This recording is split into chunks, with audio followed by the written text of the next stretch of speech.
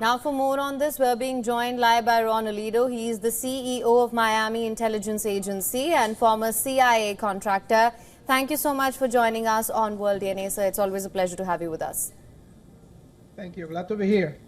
Let's get right into it. Now, of course, we know that the timeline is set for 50 days. What are the chances that Russia agrees to a peace deal in this time frame that has been spelled out by Trump? Actually, pretty low to none.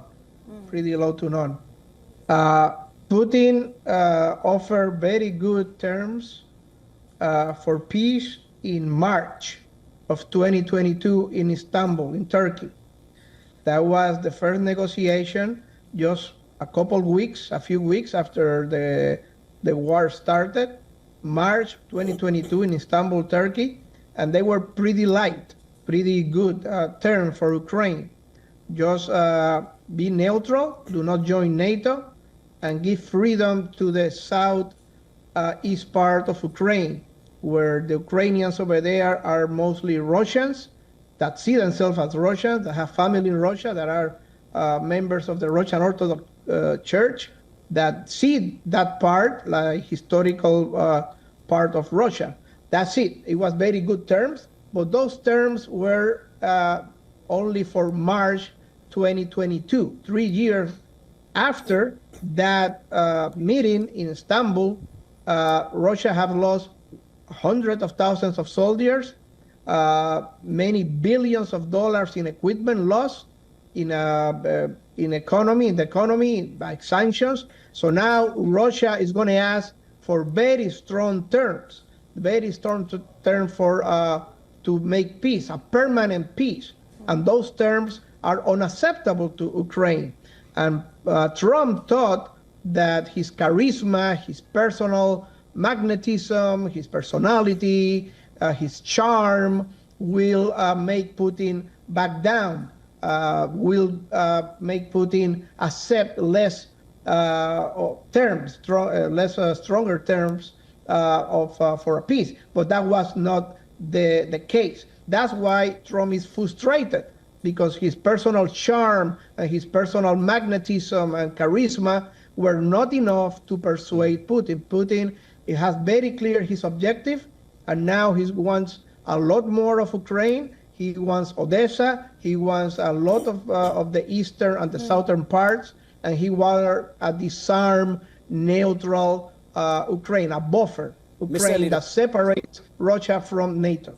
Understood. Mr. Alido, now going back to 2022, and since then all through even the Biden administration, the term sanctions was repeatedly used. They were imposed on Russia, but the expected impact they were perhaps going to have on Russia, that wasn't seen, because Russia never backed off. Even now, they have been making more incursions into Ukraine, and more so ever since the 1st of June Operation Spiderweb, it became even stronger. Their attacks on Ukraine became even more violent. At this point, there's now talks of secondary sanctions, which Trump mentioned recently at the Oval Office, sitting with Mark Rutte.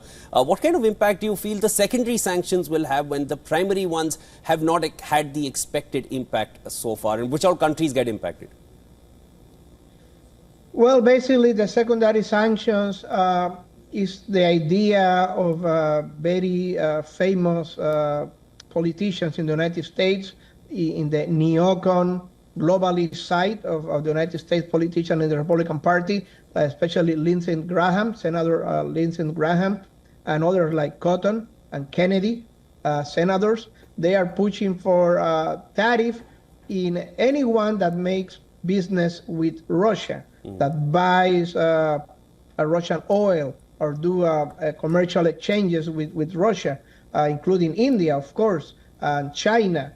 And that obviously is going to create a lot of turbulence, because these countries now, they're going to be coerced by the United States if the bill goes forward and becomes law, by a third party, by the United States, that they are not free to do their decisions. They are not free to do commerce with the countries they want. So basically, the freedom of India to make business with Russia is going to be subject to the desires and the wishes of Washington, D.C. So basically, the same with China, the same with Saudi Arabia, the same with many countries that do business as usual with Russia. So that is going to be a slap in the face for those countries. They are going to be less independent. They are going to be they are not going to be like independent enough to take their own decisions, but they are going to be directed by the United States, and that's going to be a lot of turbulence if that goes forward. Mr. Alito, of course, talking about tariffs, now that is something we've seen extended deadlines on as well. There was a 90-day pause. Now we saw an extension till the 1st of August. This is a threat that's not just exclusive to Russia. That's something that we do know. That being said, as you mentioned earlier, there needs to be an incentive for Russia to come back to the negotiations table, terms perhaps that Ukraine would not be willing to negotiate on at all. That being said, do you see this 50-day timeline as anything more than a threat at this point?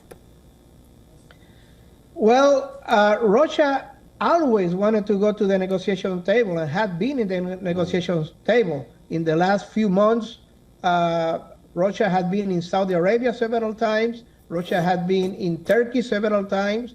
Russia is always have been in the negotiation table. What happened is what Russia is offering at the negotiation table is something that Ukraine don't accept. The Ukraine wants to keep their army. Ukraine wants to recover Crimea. Ukraine wants to recover. They want Russia to leave all the territory in the Donbas area, and obviously that's fantasy. That's fantasy land. That's Disneyland. That's not real life, and Russia is never going to accept that. Russia had always been in the negotiation table, but the terms they offered to Ukraine have been unacceptable. I think right now the only thing this is going to happen, this is going to do is extend the war.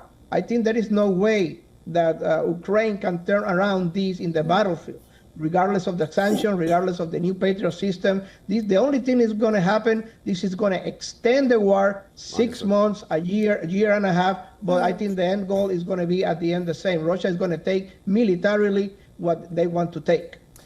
Ron Alito, always a pleasure speaking with you, sir. Thank you so much for joining us and sharing all your thoughts. There will be more to discuss. Would love to have you on the show again.